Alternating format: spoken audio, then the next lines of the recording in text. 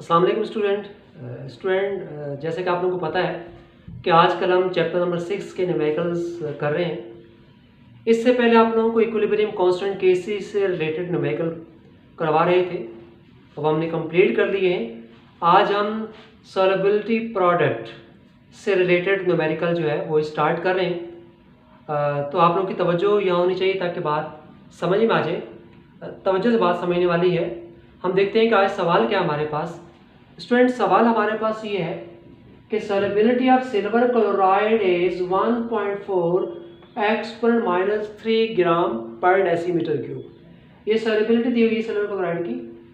Calculate the solubility product और कहा गया है कि सॉल्युबिलिटी प्रोडक्ट फाइंड आउट करें। इस न्यूमेरिकल को सॉल्व करने के लिए हम क्या करते हैं, पहले डाटा बनाते हैं। तो डाटा क्या बनेगा, देखिए लिखा हुआ है सॉल्युबिलिटी ऑफ सिल्वर क्लोराइड।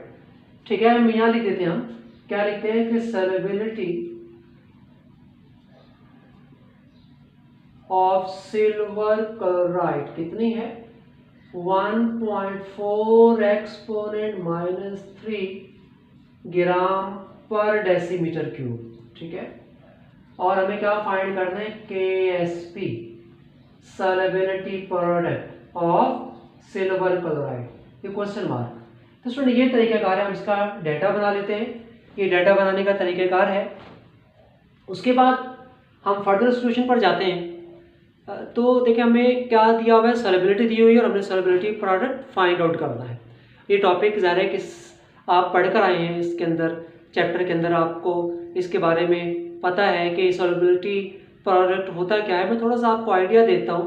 देखिए जब हम किसी भी जो सॉल्ट है, स्लाइटली सॉल्युबल सॉल्ट है, उसको जब हम उसका सोल्यूशन बनाते हैं, जैसे सिल्वर क्लोराइड है, हम इसका सोल्यूशन बनाते हैं तो ये जब जाता है पानी के अंदर, ये डिज़ोल्व होता है और आयोनाइज होता है। ठीक है, तो इसका सोल्यूशन बन जाता है एक्वस सोल्यूशन। अब यहाँ पर जो सिल्वर क्लोराइड है, इसको हम यूँ लिखते हैं, सिल्वर क्लोराइड की जो इक्वेशन है आयोनाइज्ड और अनआयोनाइज्ड फॉर्म में, वो यूँ लिखी जाती है कि सिल्वर क्लोराइड फिर सिल्वर और क्लोराइड। तो स्टूडेंट इसकी इक्वेशन, जब ये सिल्वर क्लोराइड को हम डिज़ोल्व करते हैं तो उसके पानी के अंदर उसका सोल्यूशन बनाते हैं, और ये जो सॉल्युबिलिटी प्रोडक्ट से रिलेटेड हम क्वेश्चन करेंगे, इसके लिए जो सोल्यूशन हम बनाते हैं, सोल्यूशन भी क्या होना चाहिए, सैचुरेटेड सोल्यूशन होना चाहिए। ठीक है, तो बहरहाल हम बात कर रहे थे कि इसकी जो इक्वेशन बनती है आयोनाइज्ड अनआयोनाइज्ड फॉर्म में, वो ये बनती है। ठीक है, और इसी तरह से अगर आप इसका KSP का फार्मूला लिखेंगे तो कैसे लिखते हैं, KSP यानी सॉल्युबिलिटी प्रोडक्ट किसके बराबर आएगा, क्या होता है सॉल्युबिलिटी प्रोडक्ट, होता क्या है, product of concentration of ions. जो आयंस होते हैं उनकी कंसंट्रेशन का क्या होता है, प्रोडक्ट, मतलब मल्टीपल, उसको हम क्या कहते हैं, सॉल्युबिलिटी प्रोडक्ट। ठीक है, तो यही हमने सॉल्युबिलिटी प्रोडक्ट, हमने KSP हमने फाइंड आउट करना है। और अब हम आते हैं क्वेश्चन की तरफ। क्वेश्चन में हमने KSP फाइंड करना है। अब यहाँ पर एक बात बड़ी इंपॉर्टेंट है जो आपको पता होनी चाहिए कि जो सॉल्युबिलिटी हमें दी हुई है, सॉल्युबिलिटी किसमें दी हुई है, ग्राम पर डेसीमीटर क्यूब में। याद रखना सॉल्युबिलिटी के दो यूनिट होते हैं, एक होता है फिजिकल यूनिट और दूसरा होता है केमिकल यूनिट। फिजिकल यूनिट जो ग्राम पर डेसीमीटर क्यूब में, और केमिकल यूनिट जो किसमें होता है, मोल पर डेसीमीटर क्यूब में। और जब हम KSP कैलकुलेट करते हैं तो उसके लिए यूनिट जो है इसका किस में होना चाहिए, मोल पर डेसीमीटर क्यूब में। इसका केमिकल यूनिट होना चाहिए, ये बात भी याद रहनी चाहिए। हमारे पास KSP के हमारे पास सॉल्युबिलिटी के कितने यूनिट होते हैं, सॉल्युबिलिटी के दो यूनिट होते हैं, एक फिजिकल और एक केमिकल। फिजिकल यूनिट दिया हुआ है, ठीक है, लेकिन जब हम क्वेश्चन सॉल्व करेंगे तो उसके लिए यूनिट जो है किस में होना चाहिए, मोल पर डेसीमीटर क्यूब में। ठीक है, कंसंट्रेशन किस में होनी चाहिए, मोल पर डेसीमीटर क्यूब में।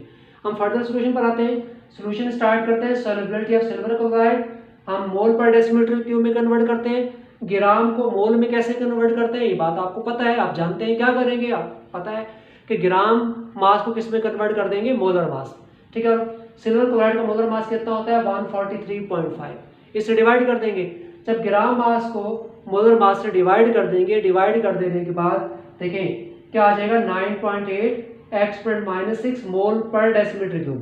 हमने सिल्वर क्लोराइड की सॉल्युबिलिटी को किस में कन्वर्ट कर दिया है, मोल पर डेसीमीटर क्यूब में, मतलब उसका केमिकल यूनिट। अब हम आगे बढ़ जाते हैं। आगे जब हम सोल्यूशन पर जाते हैं तो फिर हमें क्या करना पड़ता है, जिस सॉल्ट की हम KSP कैलकुलेट कर रहे होते हैं, हमें उस सॉल्ट की जो है इक्वेशन लिखनी है आयोनाइज्ड और अनआयोनाइज्ड फॉर्म में जो उसकी इक्वेशन होती है। तो सिल्वर क्लोराइड की जो इक्वेशन है वो क्या बनेगी, सिल्वर क्लोराइड जो है उसकी इक्वेशन ये अनआयोनाइज्ड और ये आयोनाइज्ड फॉर्म, ठीक है। ये इसके दरमियान इक्वेशन एक इक्विलिब्रियम।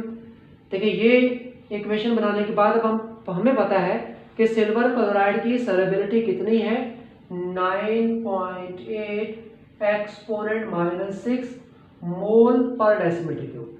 जब सिल्वर क्लोराइड आयोनाइज होता है तो सिल्वर आयन बनाता है और क्लोराइड आयन बनाता है। तो बात याद रखिएगा कि जितनी सिल्वर क्लोराइड की सॉल्युबिलिटी है सिल्वर भी उतना ही होगा, ठीक है, और इसी तरह से क्लोराइड भी उतना ही होगा। ये बात हमेशा जहन में रखनी है। कई स्टूडेंट इसमें परेशान हो जाते हैं कि जब ये दो हिस्सों में टूट रहा है तो याद हो जाना चाहिए। मैं समझाने के लिए यहाँ आता हूँ। मैं कहता हूँ फॉर एग्जांपल ये सिल्वर क्लोराइड है, ठीक है, जब आयोनाइज हुआ तो फॉर एग्जांपल ये 10 है, तो स्टूडेंट समझते हैं जब आयोनाइज होगा तो 5 ही हो जाएगा 5। ऐसा नहीं है, ऐसा नहीं। देखें जब ये दो हिस्सों में ब्रेक होगा, आयोनाइज होगा, तो इसके 10 ये बनेंगे, 10 ये बनेंगे, 5 नहीं बनेंगे। मैं इसकी एग्जांपल देता हूँ। ये मार्कर है मेरे पास, इस मार्कर मेरे पास फॉर एग्जांपल ऐसे 10 मार्कर है, 10 मार्कर को दो हिस्सों में ब्रेक करता हूँ तो ये कैप कितनी होगी, ज़रा 10 होगी, ये कितनी होगी, ये भी 10 होंगे, तो दोनों 10 हो गए। तो इस तरह से यहाँ पर भी इसका मतलब ये हुआ कि यहाँ पर जितना सिल्वर क्लोराइड है सिल्वर आयन भी उतने ही बनेंगे, क्लोराइड आयन भी उतने ही बनेंगे। ये पॉइंट याद रखने की बातें।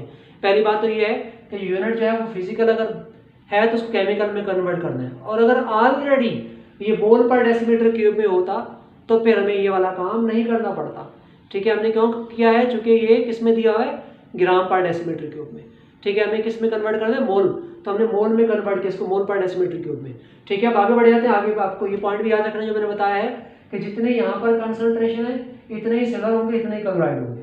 अब हम क्या करते हैं, हमें KSP कैलकुलेट करते हैं। तो KSP का फार्मूला, तो KSP का फार्मूला क्या है, KSP इज इक्वल टू जो सॉल्ट है उसके आयंस की कंसंट्रेशन का मल्टीपल।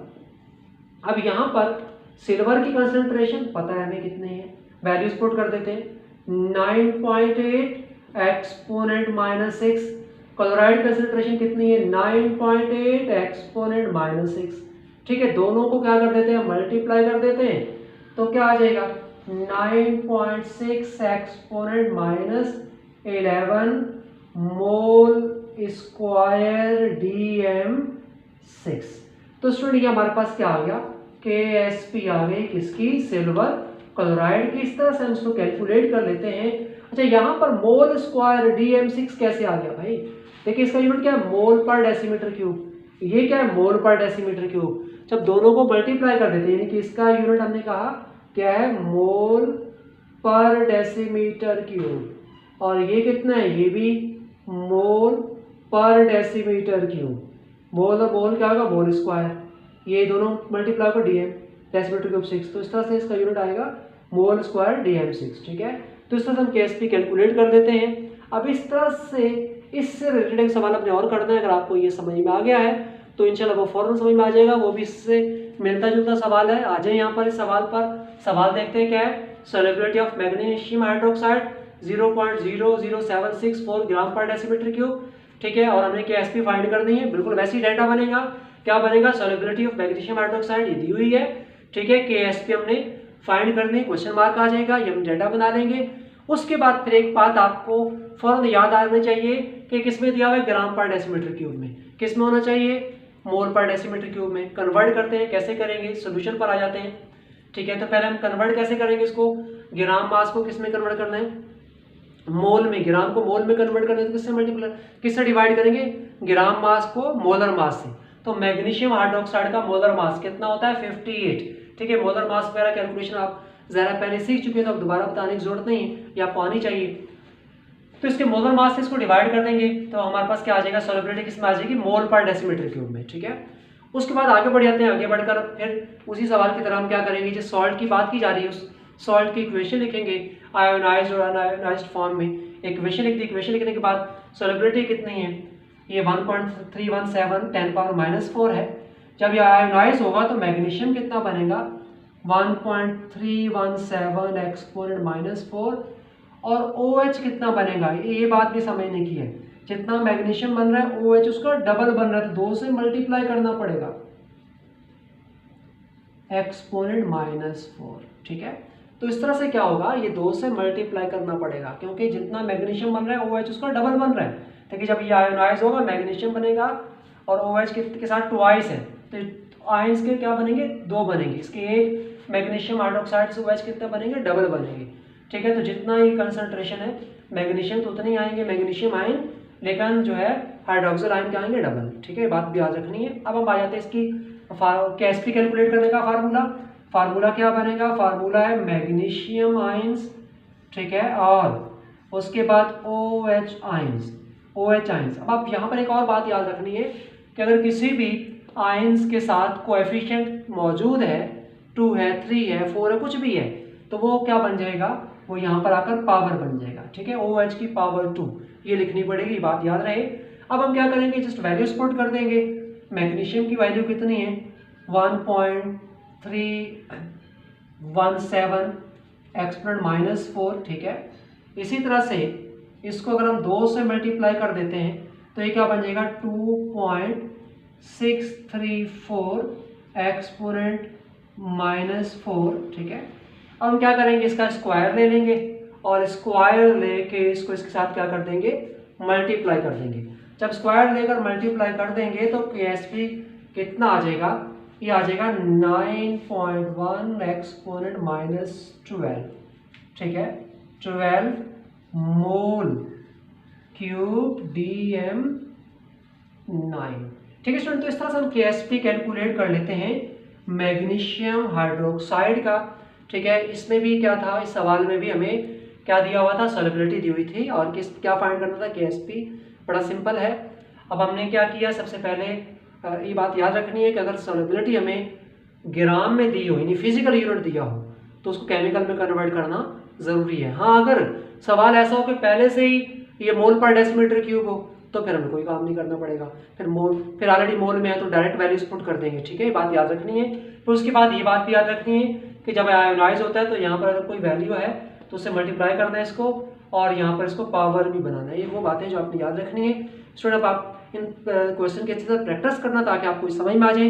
जब आपको ये क्वेश्चन समझ में आ जाएंगे तो इंशाल्लाह नेक्स्ट क्लास में इसी से रिलेटेड हम कोई और क्वेश्चन करवाएंगे, लेकिन वो उसी वक्त समझ में आएंगे जब ये सवाल आपको आते होंगे, इनका कॉन्सेप्ट आपको पता होगा। ठीक है, अच्छा यहाँ पर एक छोटी सी बात मैं बताता चलूँ कि जैसे यहाँ पर मोल स्क्वायर DM6 था, तो यहाँ पर मोल क्यूब DM9 है। कैसे आया, क्योंकि यहाँ पर मोल पर डेसीमीटर क्यूब है और ये मोल पर डेसीमीटर के ऊपर क्यूब के ऊपर स्क्वायर है।